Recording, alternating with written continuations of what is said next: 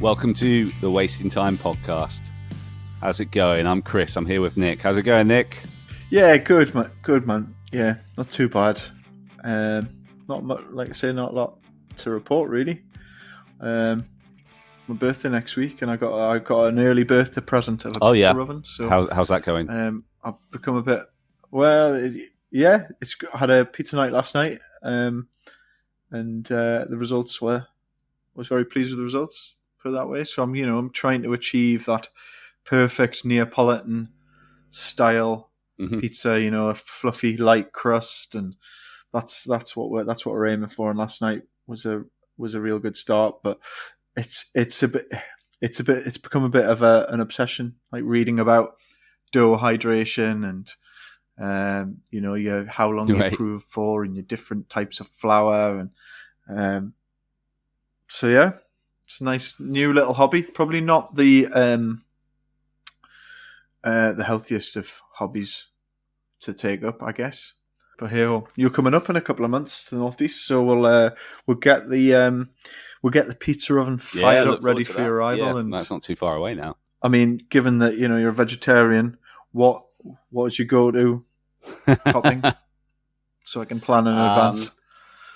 Pretty simple, to be honest. Just like a margarita, but with like some very spicy chilies thrown on, and I'm a happy guy. That's all it really takes. What about Parisha? She loves an olive on a pizza. Yeah, I'm down with an olive on a pizza. Cool. Well, but that's about it really. Just obsessing over like doughs and pizzas at the moment. Doing some stuff with the family this weekend, which is nice. Haven't seen them for a while. But yeah, that's about it really. Not very exciting. What about yourself? Trying to move at the minute. But apart from that, we're good. Been enjoying life. Seen a few friends recently. I've seen Love Breakers a couple of times recently because they've been down in the studio down this way. And that's been really cool. They're doing really well, so that's good. But yeah, where are they at with that then? They finished recording not now? Quite. Yeah? I mean, Okay. Broadly, yes. There's just finishing touches that they're still putting on. So they were down this week doing some extra stuff, and I think they're coming down next week or the week after to work with. So what I mean, do they? Is there a plan yet in terms of release? We've not much that I can say on this. There's a couple of avenues we're kind of exploring and seeing what comes with them. It's really. I just want to give a shout out actually to the producer Tom Mitchener, who is incredible, and it's great because he's really on board with it, and like he really wants to. There's a couple of big labels that our listeners will definitely know that he's worked on records for, and he kind of wants to push it to them, hopefully. So we'll see what comes of that. He's just an amazing producer, so it's great to have him on board. Once of Frank Carter's band, which is pretty cool. Okay, yeah, and they've got their Social D tour coming up soonish. Yeah, just been looking at things for that this week. Things to do with visas and that kind of stuff, trying to learn all that stuff, work out what they need in place. So that's been fun. When's that? I think off the top of my head, the first one is maybe like May 31st, so the very end of May, and I think they're in Italy is the first date in Milan. Nice. And it's exciting. Are you going to get out to any of those?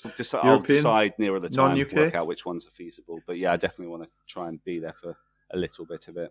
What are you going to do if you get to meet Mike Ness at any just stage? try and be as calm and cool as I possibly can.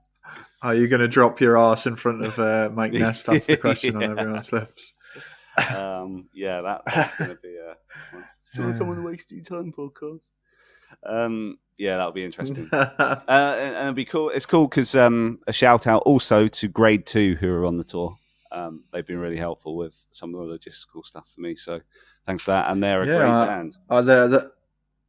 Yeah, they're new to me until you mentioned them earlier in the week, and looks like they've been around for a good while. But really, really great stuff. I was getting well into them this week. So yeah, definitely a band I'll be listening to a lot more of over the next. That goes for our listeners. Months. If you don't know them, they're called Grade 2. They're from the Isle of Wight. The last record they put out was on Hellcat because Tim Armstrong produced it, and they are well worth your time if you don't know them. Yeah.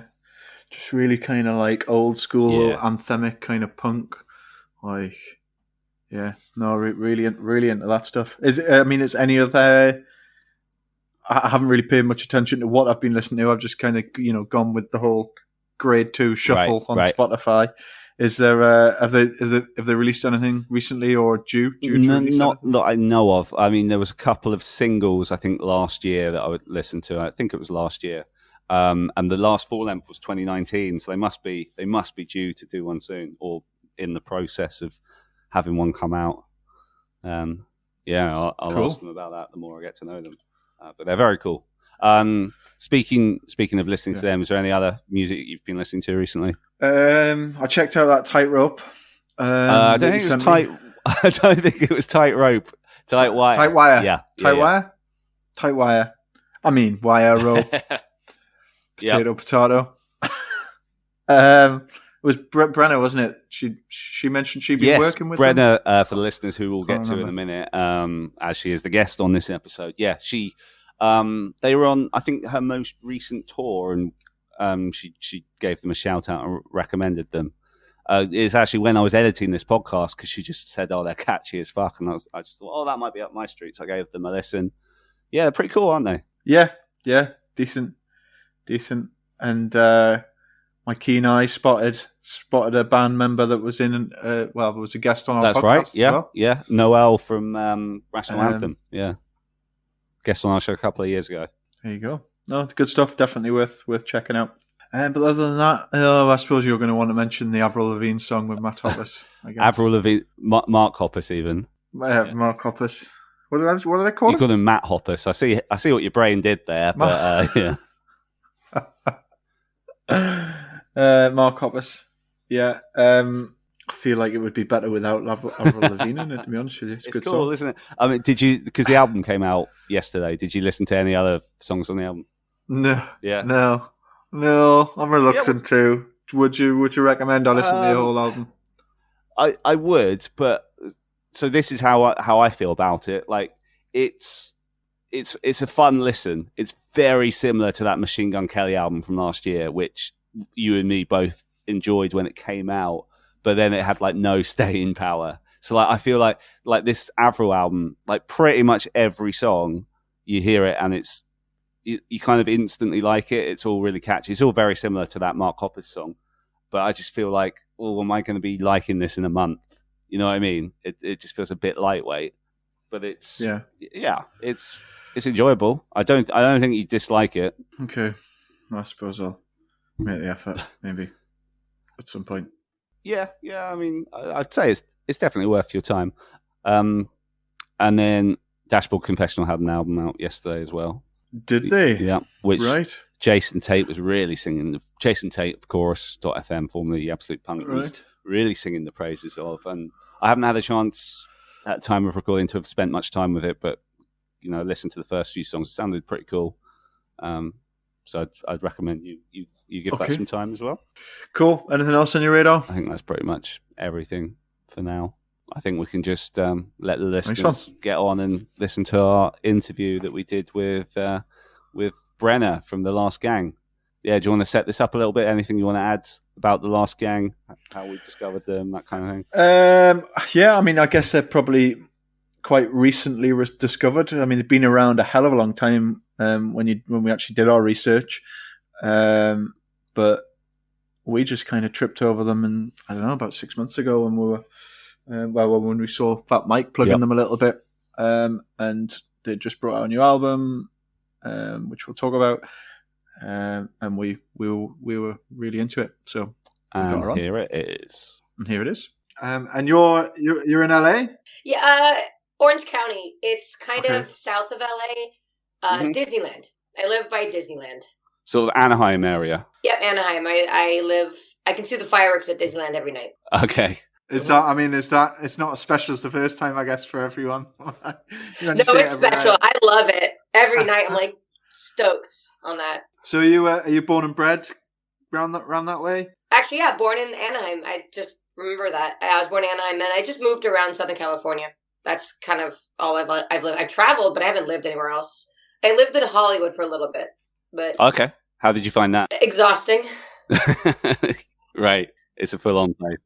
Yeah, I moved there just so I could be around people constantly. I was in a place that I didn't want to be alone, so I was like, I'll just move to right on Sunset, and that's all I did. Yeah, I just went out and hung out with people every night. Yeah, there's always something going on. Like when I've spent prolonged periods of time in that area. Mm-hmm. Actually, speaking of kind of like crazy LA lifestyle, and this is kind of talking about people that I guess reasonably well. We had what's his face? Yotam. You know Yotam from Useless ID. We spoke to him a few months ago, and like he was just talking about how he'd been living at Fat Mike's place for a few weeks and stuff, and that sounded like an experience. And obviously, those are two people I assume you know pretty well at this point. Oh, very much so, because they helped do the album. They had some producing credits on it. Let's get into that. I guess. Yeah. I guess how we do these things, it's just a bit of a kind of walk through your career, and we start at the very beginning, I guess, really. So you say you're kind of brought up in Anaheim. Kind of what were your kind of early experiences of music? What was your upbringing like? Around there. There was a small venue it was back in the day. It was called Public Storage, because there was a public storage next to it. It's a company that does storage, and so that was the name of the venue. It was real creative, but it used to be based on it was a donation. So the flyers would have bands on them, and it would be a suggested donation of $5 or something, and then eventually it became an actual cover, and then it got sold to somewhere else. But I was just every weekend would just go to the shows at Public Storage or the Showcase Theater. I would look through the magazine of Mean Street and I forgot the other one, but there would always be the flyer area that you'd see the local shows, and I would just circle, I'm going to go to this one, this is a punk show, this is a punk show, this is a punk show, and then I would just organize my weekends around that and just always go to music shows and venues. Not a lot of big venues. Yeah, I was just going to say, what got you into punk rock in the first place? I mean, was it a friend? Was it family? Or how did you first? What was your first experience with punk rock? My brother he's older than me by 4 years, so he was in a band growing up in high school, and so he was the cool one. And I hadn't discovered punk yet, really, but I was, I'd sneak through his room and look through stuff that he had, and he had Operation Ivy CDs and Dropkick Murphys. The Addicts was one. Rancid, of course, Green Day. And so I would just kind of look through his stuff and pick it out. And he needed a drummer one day. He wanted to do his own little project, so he took his little sister and was like, "You can play drums. I'll teach you to play drums." So I actually didn't listen to any punk rock music until I started to play drums with his band, and he showed me the Ramones, because that's an easy band to copy for drums. Just do tap, do tap, do. So yeah, he kind of showed me the ropes, I guess, and then I just took it from there. Is your brother still doing music now? Is he just looking on at you and seeing you do your thing? Or? He's super proud. He watches me, and he sees me doing the stuff that he dreamed about doing when he was a kid, and he lives vicariously through that. But no, he still does music, just local projects and stuff, called Ryan and the Bishops, or just his own name. He's very much kind of if I had to describe his writing, Elvis Costello meets The Shins meets Wilco kind of stuff. Oh, interesting. So he's a very good wordsmith. He's very, very, I don't know where he comes up with half the stuff, and he just writes stuff so quickly and just records it. So he's an awesome songwriter. So how did you, obviously you started out doing a little bit of the drums when you were younger with your brother. Kind of when did you progress onto singing and playing guitar and, doing becoming a front woman of a band, I guess, really? Well, I played drums in a couple bands, growing up, his band and some, all-girl bands. And I actually didn't used to, I cringe sometimes, but I used to, not like my voice as, a young girl. I hated it. I was different, and I got teased for it. So I never, used to talk. I was real quiet, believe it or not. Right. And then I was doing background vocals in this band I was in, just as a drummer. And I was okay, I can kind of handle this. And I try to do it more often, and a lot of support of yeah, do this. And then one day I remember this, I was sitting in the truck of my best friend's boyfriend, Sean. and we were singing along to the Misfits because I couldn't sing like any girl songs out there. Like Vice Squad was like, I couldn't sing that high, but I was singing along to the Misfits. And he turned around and he was like, "You have a really good voice." And I was like, no, I don't. Okay, I guess. So I just started singing more. So it was like background singing, and then other people would tell me like, "Hey, I like your voice," and I was like, "I want to be in the front because being the back's fun, but I want to be in the front and like sing along with people and like be energetic and just really connect." And so then my brother taught me how to play guitar, right? And then that kind of just steamrolled little by little. It just became way more of my identity than drums was. The Last Gang, basically the first band that you fronted. Like, was that the first attempt, or were there a couple sort of in between? Oh wow, okay. That was the first band. I mean, I started it, younger, and it was just like a local project kind of thing. I played drums in this band called the Eccentrics with my best friend, and then I went to guitar. But we never did any shows. It was just like childhood stuff. So technically I was in the front of that band, but I wasn't singing. My friend was. And I guess the Last Gang. Wow. I never really tried to do this. Was the first one and the only one that really it's my family. Wow. How about that? What kind of year did Last Gang sort of start? Did it start to come together? Like how far back are we going? Like I want to say like 2004, like high school. Like, okay. I didn't realize it was as far back as that. Like, it was just like it was an idea of like you said, like I just wanted to be in the front. I wanted to do the front stuff now, and I went to a party, and I knew like if I want to be in a band, I got to surround myself with talented people. I can't just be like in this like let's start a band. Oh, you play drums, fine, you're good. Like I wanted to like make a really good house of musicians. So I went to a party, some backyard party, and I met this guy named Garrett, and he wasn't a punk at all. He was just a badass drummer. His favorite band was Tool. Okay, that's definitely not. No disrespect to Tool, but not really punk rock. Yeah. And he loves fishing. Like he was so funny, but he was a rad dude, and he was really cool. Yeah.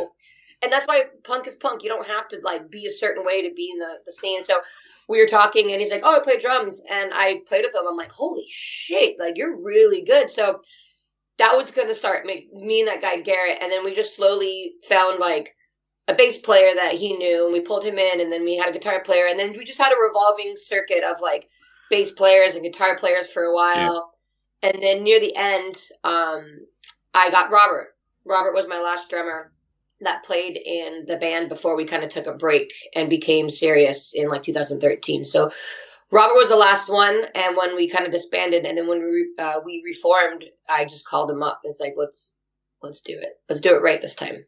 Okay, so there was a long period where you, as you say, you had revolving members, but like did you ever like tour during that time, or was it more just like local shows, the odd support or whatever, like seeing what happened and and kind of that. We had a couple cool things that we landed. We did some like tours with and it was like a big deal back then. Agnostic Front. God, what's the band's name? That's Animal, the singer. God, it's probably on my wall somewhere here. One of these. Haha, Anti-Nowhere League. Oh, okay. Yeah. Anti-Nowhere League. And when I say tour, I mean we did like 5 dates to like Washington, back down the coast. Dwayne Peters. What was another cool band? We played a few shows with the Cobra Skulls. Mm-hmm. This band called Everybody Out that I met Rick Barton from. He was in the Dropkick, the original members. So we did a couple of like cool things, but it was mainly local. It was mainly like just sticking around here and booking your own shows. We had no like real booking agent. It was just like we knew some people that did this show, so they got us on this show, and that's really it. A lot of hard work in DIY. Were you just kind of burnt out for that after a while and just thought, it's not really happening? I'm going to try and get a career or whatever. How did that kind of come about, and how long was that sort of hiatus for? Kind of, yeah. Like it didn't like burn out necessarily. Like I was over it. I would have done that still forever. Yeah. But I had another opportunity, and the Last Gang, as much as hard work and fun and love and passion we put into it, it felt like it plateaued. So when this other opportunity came about, this band hit me up to sing for them. And so it wasn't my band. It was a challenge to like go into somebody else's project and I see if I can fit and make it just, I don't know, more cohesive. And it ended up working out for a hot minute. And then it ended up being a train wreck at the end. And that's when I called Robert afterwards. Is there anyone well known now, or are they, No, it was another like local band. It was this band called Fiction Reform.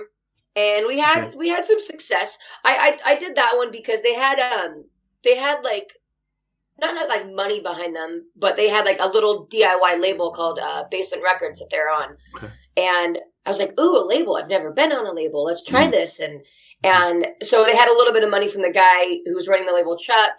Like, here's a studio. Come into the studio and record it. Like, oh, fancy. I don't have to like hunt down a studio myself. I can do, and the other guys in the band had like pretty decent day jobs. So it was like, okay, we can afford to like get a tour van and like keep upkeep and like pay for gas and hotels and tour and do this. It was like, okay.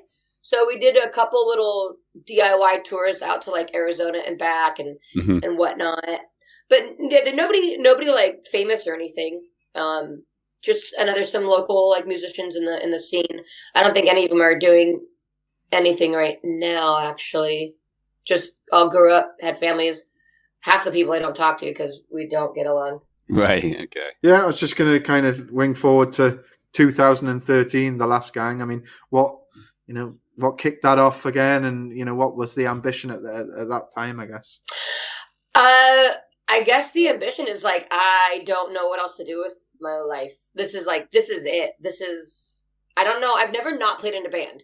Now that I'm thinking about it, since my brother taught me in playing drums, I've never not been in a band. So when that band Fiction Reform ended and it imploded, I was very upset because I was naked. I had no band. I had nothing, and I was like, ah! So I called Robert, crying, like, I want to be in a band again. I'm sorry. I tried to do this other thing. I didn't mean to abandon you. And of course, he was supportive. He's like, yeah, let's go. So the absolute need, I guess, to be in a band is why we restarted. If the Last Gang had fizzled out on bad terms, like if it like everybody broke up, I would have started another band. But because it's kind of always been a family and we've been pretty copacetic throughout all the members, it was really easy to jump back into. Really easy. Okay. And then, like, what was it like around? Was it around like 2017 that you were on Fat Wreck? Is it something like that? So like, what were those early years of Part 2 like? Like, did you get much interest, or did you kind of have to start from scratch again? Like, did you get on any tours in those early days?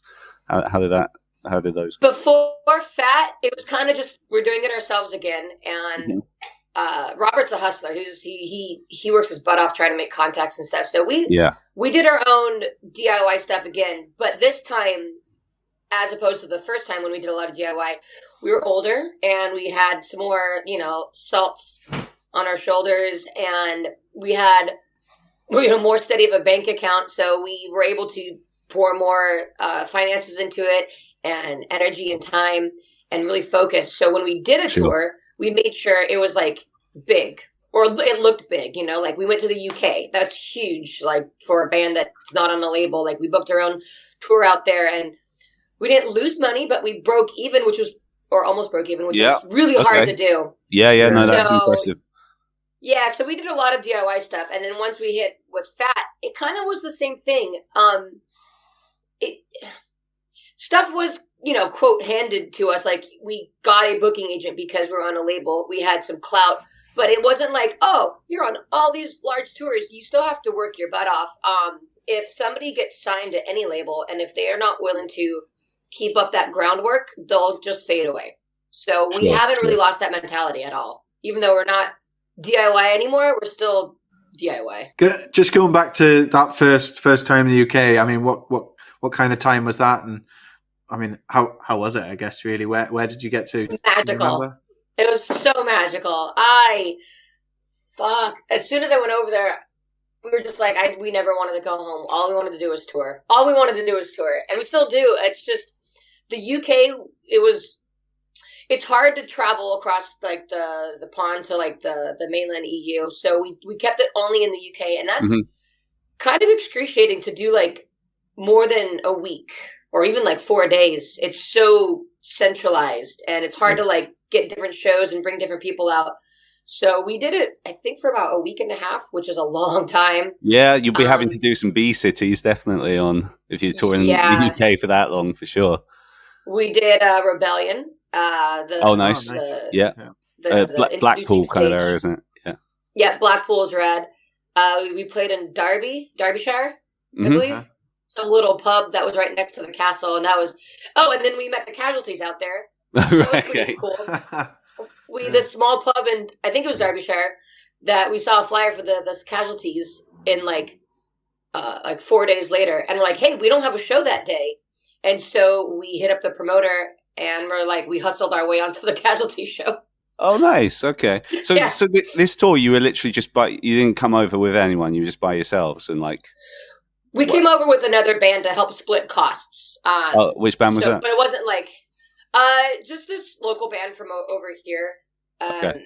But it wasn't like on a label mate or anything like that, or they weren't like big. It was just another like we shared one van all together, so it was really cramped, and we had to get creative with backline and stuff. I had a little tube amplifier, like 1 watt tube amp that was like this big that I put in my suitcase, and the bass player Sean did the same thing with his head. So we made it work. It was cramped, but we made it work. And was it all like DIY by yourselves, like hitting up promoters in different cities and stuff and trying to align the shows? Yep.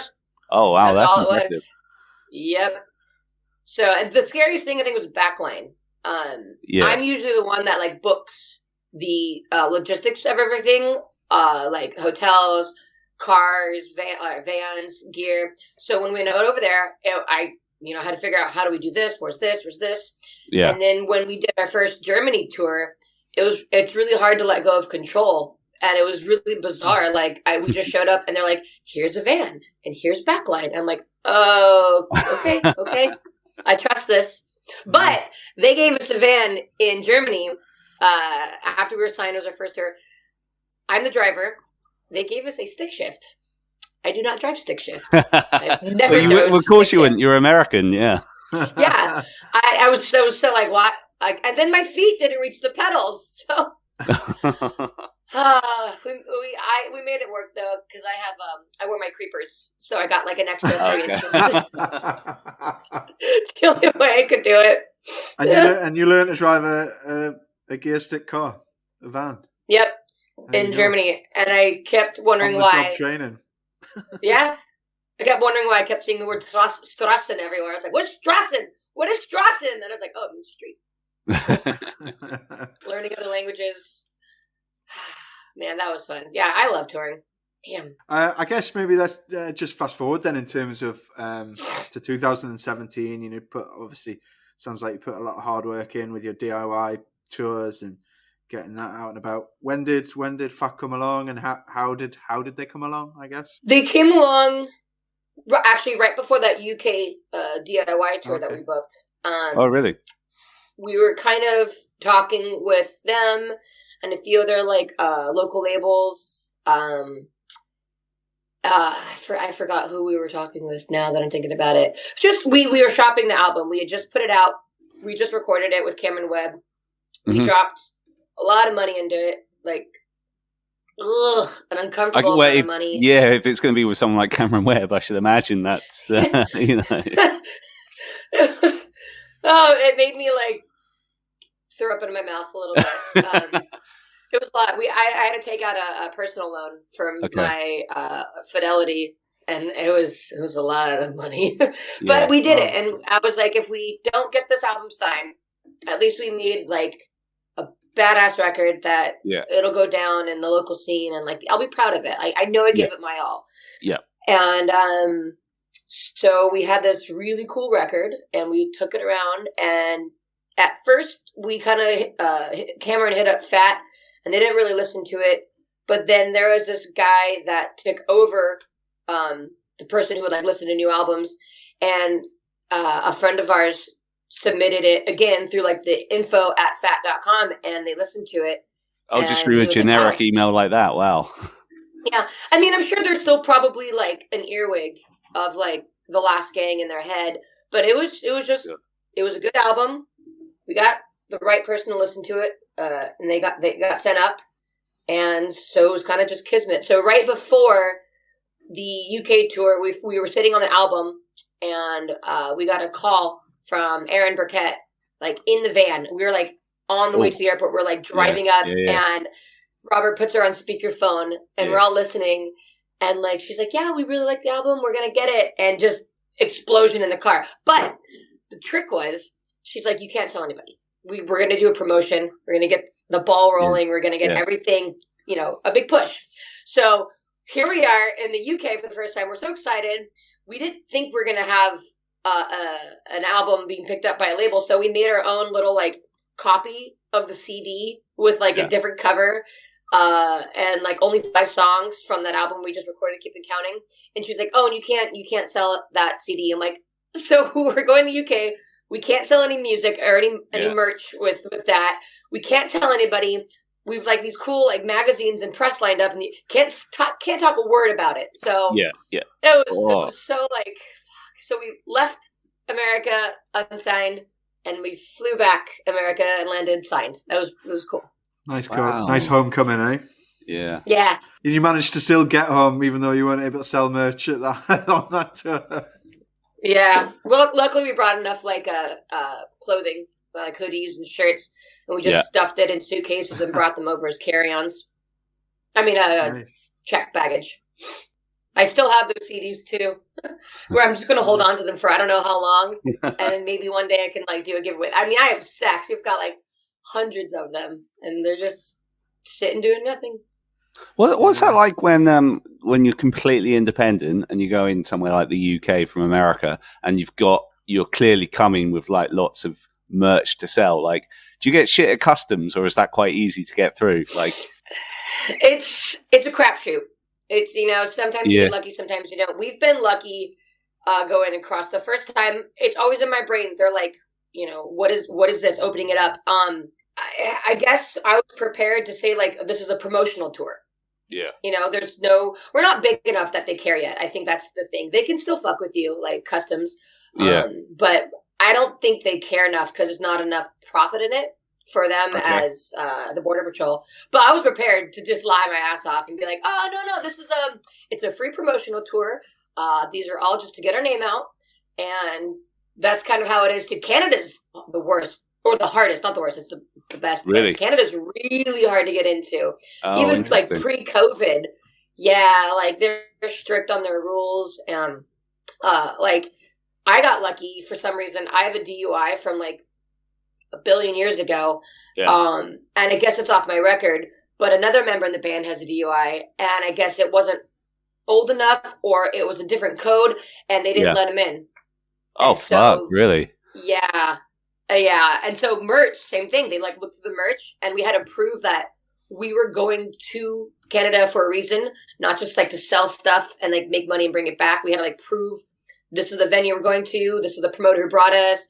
It was like, hopefully we get in, and we got in the second time we went finally. Okay, because I'm kind of trying to figure all this stuff out because basically I've managed this band and I'm new to it, but they're going on tour with Social Distortion around Europe. And because obviously we left the EU, so I'm just trying to like work out like what it's going to be like for every fucking country they have to go to, and like I don't know what's going to be in EU. We're going to be doing an EU trip in summertime, so I'm kind of in the same boat. I'll just figure it out. We got lucky though. We have a merch company out in the EU, Team On Merch with Ines. She does. I don't know if you know her. She does a lot of bands. So she's going to print stuff for us and have it waiting out there. So that's nice. Like, no, I'm not sure I know her. One thing I can let go of control with that one. Thank God. Thank you, Ines. Cool. I mean, so kind of post signing for Fat then, obviously you say you were still quite DIY after that time, but were there any other opportunities that were coming around after the signing, like tour-wise? Any big shows or tours that came around? Obviously you've been doing quite a lot of big stuff recently, but what about back then? Kind of the same stuff, but just on a smaller scale. When we first got signed, Fat likes to put their bands on like the Pumpkin drum books that they do, and also there was a Pumpkin Brews, I think it was. It was another fest that Mike used to do back on, like, it was on the beach, like on the ocean. So we did a couple of those, not a full run, but like maybe 2 or 3, which is really cool. We took Bad Cop spot because they couldn't do a few shows. So we got really just lucky that we got their spot.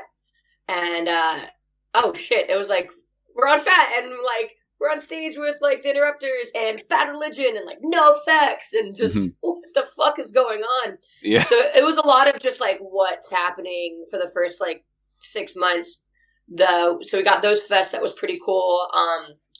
We got some like tours lined up and landed a lot of good shows. And with now that are like really good friends and homies, like Swinging Utters, that was so rad to go on tour with them. They're awesome people. And then Good Riddance, we got to meet them, and we've actually done a couple runs with them. Mm-hmm. So it's just, again, it's slowly working. We got one tour, but then we'd have to like ask for another one or see if we can do this other one. We didn't just like sit back on our haunches. It's just the door's open. You got to keep walking through. So obviously, Keeping Counting obviously was your first record with Fat Wreck, and then Noise came along October last year. Is that right? Yeah, October 8th, Noise dropped. So, I mean, what was the build up to that? I guess, I mean, what was the recording and writing of that in relation to, I guess, what was going on in the world? Like, when did the Noise project start, I guess? It started pre-COVID, but because of the lockdown that happened, we were able to finesse the record because it wasn't ready. This is the first time we were like had a set schedule, like to go into the studio and like not like have a deadline, but kind of, you know, like, and like have an expectation of like deliver an album.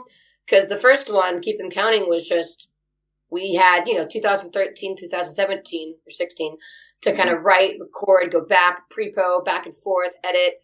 And this other time, we kind of started writing, I think a full-on like writing started, we took about maybe a year or less than a year to write the songs. And right before COVID happened, we brought the demos to Cameron, and we sent them off to Fat too, because they were curious, like, what have you been working on? Yeah. And they weren't anywhere where they needed to be. And I knew they weren't ready, and I was like, yeah, we have to do more stuff, but here's what I got. And then once Cameron heard them, he was like, you can do better. Okay. A lot better. So that was a hard blow, but he is an awesome producer with me, where I like to hear the truth. I like to be challenged. I like to push farther. And he does that with me. So yeah, he was like, these are not good. But one song was Noise. That was the song. Like, this is like needs little to no work. This is fine, but go fix the rest of these. Not just like edit. He's like, no, fix them. So yeah, then lockdown happened. So because I was nervous. I'm like, okay, I have these songs. Let's go in the studio. We're ready right now. And he's like, you're not ready. And we're like, oh, I'm like, I don't know how, if we have enough time. I'm flustered. And then shut down. So we're able to sit back and reflect on them, and then go through the songs back and forth through like email of like, okay, let's fix this. Let's change this. And I locked myself in what I call the cry room, because I would just shut the door and focus on music and just get so tunnel visioned and very manic about it. And some days I'd just be bawling because it's a lot of emotional work. And then the demos got there. And then once I had the demos that were there, then I reshared them again. And Cameron's like, okay, cool. Now we can edit this. And then I gave it to Mike. And he's like, okay, let's change this harmonies. Let's move this. Let's change these chords. And that's when they started to really develop. Because the first batch was not the best. And now I know. Now I know how to bring in demos. Nice. Not halfway through. Yeah, I mean, sounds like almost as awful as the global pandemic's been for anyone. It's actually been a bit of a... Well, I don't want to say a blessing. That sounds weird to call it a blessing. Blessing's maybe the wrong word, but we know what you mean. Like, you've taken advantage of it. Yeah. Yes. Yeah. We were fortunate enough to be healthy and have no losses, and we were able to focus on this while to keep our mental health up too. It was nice to have something to focus on. So yeah, we were lucky to have the project. And did the pandemic impact, anything that you had booked in? Did you have tours, runs of shows, or were you almost on downtime, preparing noise? We didn't have enough booked that we would like to. We like to be like, if we could be on the road, probably like 6 to 7 months out of the year, 8 months, that'd be great. But for 2021, I don't think we had anything like massively booked, except for we did a little Good Riddance tour in the very beginning, I think in like January. Yeah. And then we were set to take off to Mexico for the first time, which was nice. Okay. Actually, that would have been cool. Yeah, Mexico for like a week or so. We would start at the border, Tijuana, drive down to Mexico City, and then fly back to Arizona. And then we would meet up with the Casualties, and then we had a 2-week run of the Casualties, and that got cut. Okay. I remember just watching it day by day, like, ooh, is it gonna like be official? How bad is this thing? Like, are they gonna close the borders at Mexico? And then, like, the day before we were supposed to leave, they're like, nope, closed. I was like, fuck. So that was the only thing that really got kind of canceled. Everything else was still tentative, so we didn't take too big of a loss, I guess. Cool. And when did Yotam come on board then? Right, kind of during like lockdown. We went back and forth via email, and so yeah, when was that? Probably around like March or April, I think, is when me and him started going back and forth with songs. We really focused on like Shameless, Noise, and To the King. I remember. I'm sure there's others, but I remember those 3. He was very influential on going back and forth through email. Like he wrote the bridge or the chord progression for Shameless. He's like, you need tension, because we would just go from verse to chorus, and he's like, no. He's like, you need this part. So yeah, it was really interesting to like kind of write via computer completely. Like I couldn't jam with somebody. It was really weird. Did you were you Useless ID fan prior to working with Yotam? You have much experience? Oh yeah, before COVID, we did. Yeah, we were in we were in Germany. We played a couple shows with Useless ID over at I think it was SBAM. I think it was SBAM Fest, and we played with them and got to hang out with them and just bonded with those guys. They're fucking great human beings and a great band, but they're great human beings. That's the best part of it. Yeah. Cool. I love that they sorry, Nick, go on. Go on, no, go for it. No, I was just going to say, I love that Useless ID have so many different sounds throughout their career, but they're all broadly pretty good, though. And while Yotam was living out in California with Mike, he did a couple of shows too. His acoustic stuff. That man can sing. He's just he's like an angel voice. He's so talented. His acoustic stuff's awesome.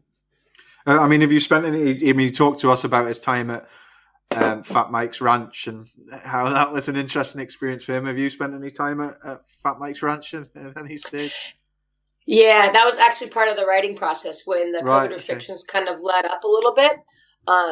I was able to go over to his house because, again, it's a very large estate, so we're able to kind of be on separate sides, even outside and inside. So, yeah, first time there, I was really nervous. I was like, oh, fuck, and intimidated. And then the second time, it was a lot more easy to kind of just write and go back and forth. And I learned my lesson. The second time, I had my phone constantly on record because that man thinks like so fast, and it's just music. And I'm like, try not to like, So I recorded it. But we went over a couple of times. He did the Get Dead release party there. He did some other like I don't know what it's called, but it's when somebody gets like hooks in them and then they swing them and they fly them. Right. Suspension. Yeah.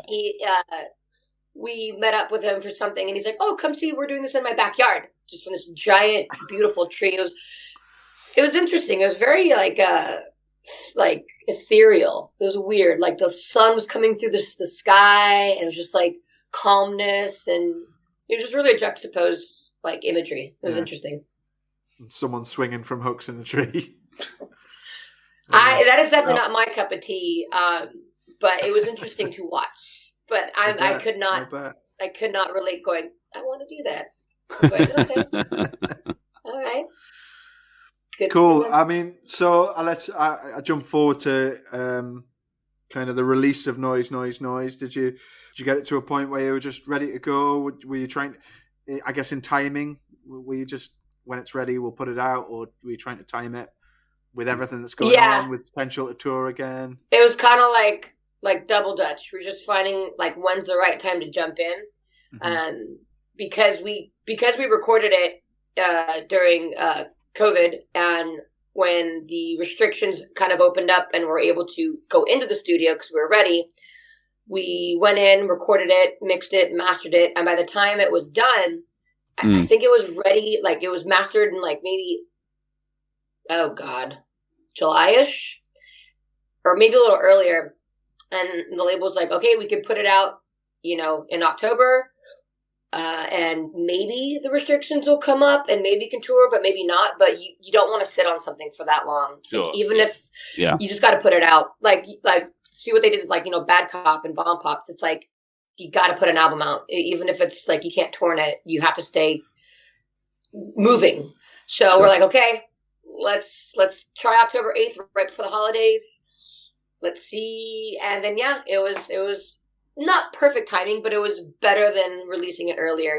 We were able to book small shows, some little tours here and there. It worked out just right for us. Okay. Well, did you go out with Teenage Bottle Rocket around that time? Mm-hmm. The first shows back were actually with Get Dead. We did a couple, like a small run, like in Prescott, Arizona, Vegas, and somewhere else. So we did a little local run with them, and then like the next go forward was Teenage Bottle Rocket in November. That's it. Life felt normal again for a second. I guess from our side, Noise was our first introduction to you guys, and I remember messaging Chris and saying, "Have you heard this record? Like these guys are really great." And did you notice? Have you noticed a kind of big increase in popularity since that record? How's it landed? Oh yeah, no, it's definitely been well received. More than, you always hope for the best, and you was kind of like daydream and fantasize, like, this record's gonna be amazing and everyone's gonna love it, and it's gonna be like, but in real life, it's like, okay, it's not bad, but this was it. It exceeded my expectations of reality. That's for sure. Right. Okay. A lot of people have been just like, this is the first record they heard. They didn't hear the first one. Just new fans, and they're just blown away by the first song, Noise, and it's like they hits them, and just a lot of people have been just like in our DMs. They're just like, I love this. I love your album. We have somebody from the UK mail us their records that they got, the first one and the second one, just so we can sign them. And like, he paid for postage. Wow. Yeah. I have them in my kitchen. I have to actually do that later today. And then we have a limited edition one. This is a gold one, and we're only selling them at tours. But I was like, okay, this one person gets a special record. So he bought a gold record too that we signed, and we're gonna ship it on back. So like stuff like that. Like, that's cool. It's crazy. Did you? I guess obviously Cameron played a role in terms of pushing you back and saying, "Look, guys, take more time." Once it was all finished and all polished up, did you know you had something like you had something really good on your hands that was gonna take you on to the next level? You always think that, but it's hindsight. Yeah. Like, looking back now, keep them counting. I thought, like, man, that's fucking that's like Out Come the Wolves. That's gonna be like the one. Yeah, and then I look back, I'm like, we could do better. You could have done better. We could retire. So right now, I'm like, that's it. It's the epitome of awesome. But time will tell. Exactly. Time will tell, how good it is. It's that cliche thing, isn't it? Because it's hard to be objective about your own work, and like every band thinks their newest record is their best one. It's only with time. It's only with time when you realize how good it is, I suppose. Mm-hmm. And you gotta keep trying to outdo yourself with like writing and creation. Yeah. one of my favorite things to kind of think about is I used to have this friend, like mentor guy. He was like a motivational speaker, and he would tell somebody to come up to the wall with like a pen, and he's like, stand on your tippy toes and like draw a line, like what's the highest you can draw. And they would come up and, I'd draw a line, and he's like, okay, can you go like a little higher? So they would go, okay. And they would stretch a little higher and do a little higher. He's like, can you do a little more? And they'll hold the pen by the tip of their face. And then he would do this like 10 times. And by the time he gets like the 10th time, that first line is so much. Interesting. Yeah. It's like you can keep trying if you just push an inch, a nanosecond, like just a little more. How much better can you be? So that's kind of like how I think of writing. Like, this album's great, but how can I just like a little notch? Can I go more? Yeah. Can I go more? And your the shows are starting to get build up again, and you've got some pretty big ones coming up as well. I mean, what kind of festivals and shows are you kind of looking forward to the most?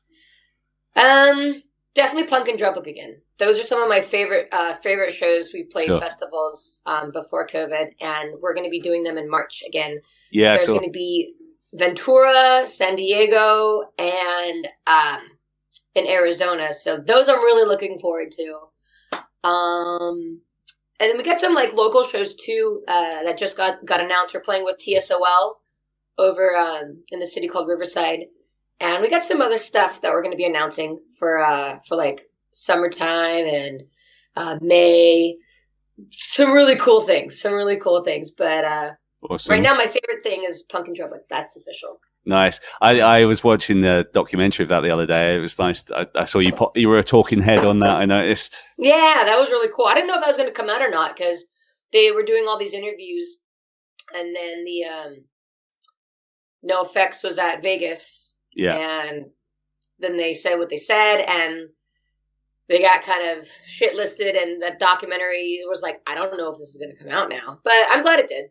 Really glad it did. So obviously you have had some amazing opportunities in this long history of the band and toured with some really cool bands, but like who's kind of on the hit list for you, like, kind of feasible, well, not feasible, but bands that still exist, who are some of kind of like the white whales, who would you love to tour with? I want to do a club tour, not like a fest circuit or anything. I want to do it like an actual tour.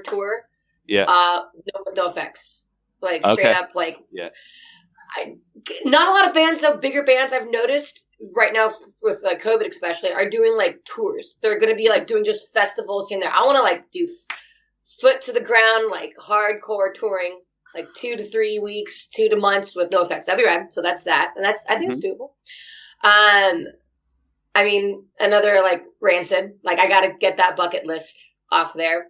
But do you know them at all, Rancid? Sorry to cut you up. Sorry to interrupt. No, not personally. Like I've been to Tim's house through like a friend of a friend, like in Hollywood. We were all hanging out, and we like picked him up there, and we went to dinner once, like this group. And then we were supposed to play a show with Rancid that fell through, and so like I don't think he knows us, but it's like the same circle. Like I bet you if it was in the same room, I could talk with him with a friend. Yeah. But no, not as of yet. So that's on the bucket list. Okay. And then what I think would be a rad tour, like super, it's not dream status, like where it's like, oh, it's an idol from like when my kids are kid age, teenage years, but it would be, I think, the coolest tour that we could ever go on, and it would stick in my memory, like as a core memory, if we could go on like a tour with Against Me. That would be like wicked cool. I saw your cameo from Laura Jane Grace when I was going through your Instagram the other day. Yeah. Ooh, she knows my name. Ooh, I have that saved on my phone, like Laura Jane Grace. So that was really cool. And she's kind of in the same circle too, like. Like my husband works for Yamaha, so we did like an interview with her with like the Yamaha gear, and like she played at some local venue down in Orange County with her other group, and so like I could probably like weasel my way into that area, but I would be so nervous, just like fuck. But yeah, I feel like that's very feasible for the way, that it's going for your band. I could see that happening. Knock on wood. Yeah. Yeah, good luck. I mean, looking over your shoulder as well. So, is there any bands kind of up and coming that you'd recommend listening to that are on your radar or you played with? Yeah, there's a band called Venice Pinks. They just recorded with Cameron Webb. I'm so proud of them. Okay. So they're I actually got to do some stuff on their latest albums. That was really cool.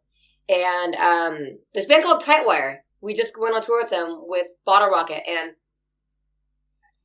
they're great people. First and foremost, to be a band that you want to like go on tour with, you have to be great people, and they're not just like nice and kind, but they're fucking hilarious, and like they're just so much fun to hang out with. And then their music is so damn catchy. Like it's like it'll live in your brain for forever. So TIghtwire, put them on the list. Okay, cool. We shall do that. So I guess the rest of 2022 then, is it just tour? You say you've got some things bubbling over. Is that shows or tours, or is there other things going on for the rest of the year? Right now we've got 2 tours in the pocket that haven't been announced yet, but that will be. And then we got some local stuff that we're going to be doing as well. And we're going to try to focus on writing too. Writing and touring probably is really hard for me because, like I said before, I have to be like locked in a room, and like I get super tunnel vision and manic, and like I have to get in a weird headspace to write. So it's going to be a challenge to do like touring and then writing, and doing day job stuff. Yeah. So that's going to be really hard to focus on. But all I want to do is tour. That's what we're focusing on too this year, because we haven't, we weren't able to do it. So it just looks like. Yeah. We need to feed our souls of this energy of the road. Sure. What is your day job when you're at home in Anaheim, if you don't mind me asking? I work at a music retail store, so I'm always around music and stuff. Nice. I'm in actually audio, believe it or not. Oh, really? And so I love like techie stuff and like DJ live sound recording, all that kind of stuff. I thoroughly love it. Like, I can't do any work. Like, I can't do DJ EDM. I can't create. I know how to set it up. I know how to tech it. But I'd be damned if I know how to create it. It's crazy how much that world has changed now, though, and how quickly it's developed. I mean, you go back to talking, selling CDs at shows, and I mean, Chris and I were in a band together, and when we were teenagers, and you'd have to go to a recording studio to like record anything, and go and see an expert. Now there's just kids coming through, and they're completely self-produced in their bedroom, recorded a full band. Like, I had this one mom come in, and she was talking about her son, and she's like, "Oh, you probably don't want to hear this." I'm like, "No, tell me, I'm interested." Mm-hmm. And she's like, "Well, he has his own little studio, like little interface and mic and everything." He's like, "Oh, he makes his beats, and he sold his first song on SoundCloud." I'm like, "Oh, that's rad. What did we sell it for?" She's like, "Oh, like $500. I'm like, "Motherfucker." Like, he's just this kid. And like, just some rapper wanted his song, so bought it off of him. Wow. And, oh, wow. But I'm like, that's so rad. Like, kids, whatever genre it is, anybody can hate on anything, but it's so rad to see just people still create music, something out of nothing. And it makes me so happy. And then this kid just made $500, and that's why he's buying all this music gear. I'm like, keep going until you just can't do it anymore, because it's just such a treat to make music. Nice one, Chris. I don't know if there's anything else you want to cover. Or no, I think we're pretty much there. We had some kind of generic questions we threw on at the end. Do we do any of those, Nick, to wrap things up? What do you think? I mean, you can do. Yeah, they're a bit limited. How about instead of generic questions, there's some obscure questions. Shower or bath? Oh, bath. Like, I don't. Okay, fun fact: I'm gross. I don't smell anything, but I don't like to shower. Like, when we're on the road, I am the gross one in the band. Like, I don't shower unless I'm like really funky or I got in mud or something. I just don't sweat, and I don't make Like, I don't know. So the boys are every day on tour, shower at night, sometimes shower in the morning. And I'm like, nope, get into bed after the show and just pass out and wake up and do it again. But when I do have the time, it's like 2-hour baths, Epsom salt, candles. I don't get out. My wife, yes, I'm similar to my wife. And my wife as well. Although you do sound a lot. There's a Prince Andrew joke in here somewhere about not sweating. Oh God, yeah. What? I don't get it. Prince Andrew joke? Prince Andrew, he got kind of caught up in the whole Epstein stuff. And there was a picture with a young girl, and he basically disputed it ever happened. The girl claimed that he was very sweaty, and he said he doesn't sweat. He's got a medical condition where he doesn't sweat. Yeah, exactly. Okay. Laughably ridiculous. Yeah. Yeah, that's okay. I bet it never poops either. God, I didn't think he'd end up being referenced in this interview, Nick. Yeah, sorry about Hey, that. I told you bring up obscure. Yeah, they are. Yeah. We might get ourselves in hot legal water if we're talking about Prince Andrew and Epstein We'll just legal believe cases. Yeah. Yeah, the other questions we had were just more like quick fire. Favorite food? French fries. Nicely done. Favorite movie? Shit. I don't do a lot of movies. I'm more TV. I'm a TV telly addict. TV Trek. show then. Star Trek. Okay. Favorite band of all time? That's probably The Clash. pretty tough. Oh, okay, cool. Favorite song from London Calling? Gotta switch it to give them enough rope. Best Nice. album. Okay. Stay Free. Chris, any It's other an quick emotional fires? song. When are you next in the UK? Anyway, have you got any? Is there anything booked in, or are we yet to? Yes, and I don't know if there's anything in the UK or not. I know we're doing something sometime in the EU. Hasn't been announced yet, but I don't know if the UK is on there or not. Okay. I don't think. We'll look No, out- I don't. we'll I look don't out think for it is. Okay. But it's close enough that you can just come over. So you might be Jump over going the water. for a show. Yeah. Yeah. Over the water. We might be going to some new countries. You know, maybe Italy. I don't know. Maybe France. I don't know. See where the day takes us. So exciting. Where when you were in the UK, what were there any parts that you liked in particular? Any memories that stick out to you? Like, I know obviously you already mentioned Rebellion Festival in Blackpool and playing in Derby, but what about anywhere else that jumped out to you? We played in like London proper, and we stayed in Camden Town. Yeah, And I saw the old Camden Town kind of posh.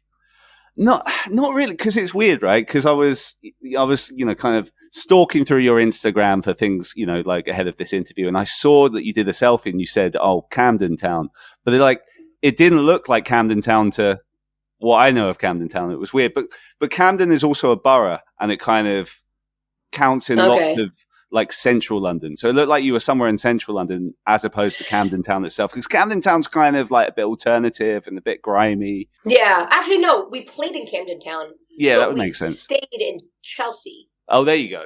Yeah. Chelsea's posh. Yes. Yeah, we got Yes. an Airbnb, and it was like some guy's flat where like him and his partner lived downstairs. And we opened the door, and it's not separated. You just walk upstairs, and then we had this giant flat to ourselves and this bathroom that was I took a tub. Had to be done. And right? it was just this giant bathtub, and this walk-in shower, and it was just wow. And that was our first night. I'm like, I could do this tour. And then the rest of the nights were like, we're staying in these small ass like motels and like yeah. So that was a really cool memory. And we went to a local pub, and it was like everybody was very like proper and just adults. And here comes some just loud ass punk rockers just drinking and just yelling. And the bartender was like loving us because he was so used to these like prim and proper like adults, and we're just like raging. And there's nobody there. It was just like us and two other people. What about Newcastle? Have you been up to the northeast before? You toured up here? When we were doing the DIY, we were trying to go to Edinburgh, but we never made it. Okay. We tried to book it, but it just fell through. So I think the farthest we went was, we didn't go that far to the like northeast area, unfortunately. Okay. I want to, though. I would love to. Okay, cool. We'll watch out for you next time you come through, hopefully. Yeah, definitely. Well, I'll no doubt catch you in London because I'm sure you'll be next time in the UK. I'm sure you'll be doing London. So yeah. Oh yeah, you have to. It's like you do California, you have to play LA. It's like right, exactly. So yeah, London's definitely the equivalent of that. I think unless there's anything else, Nick, we could probably wrap this up. Like Brenna, massively appreciate this. This has been fun, and thank you for giving us. Thank you so much for having me. I appreciate it. Of course. Like as Nick said earlier, when that last record came out, he'd sent it to me, and we were just like, oh, these guys are ace. We have to try and get them on the show. So to have you here has been great. Appreciate it, man. I really do. I'm glad you like the record. Cool. Yeah, hope to see you over here soon. Oh, most definitely. Yes, please. Nice one. Okay, well, enjoy the rest of your weekend, Brenna. Thanks. All right, thank you guys so much. All right. Have a good night.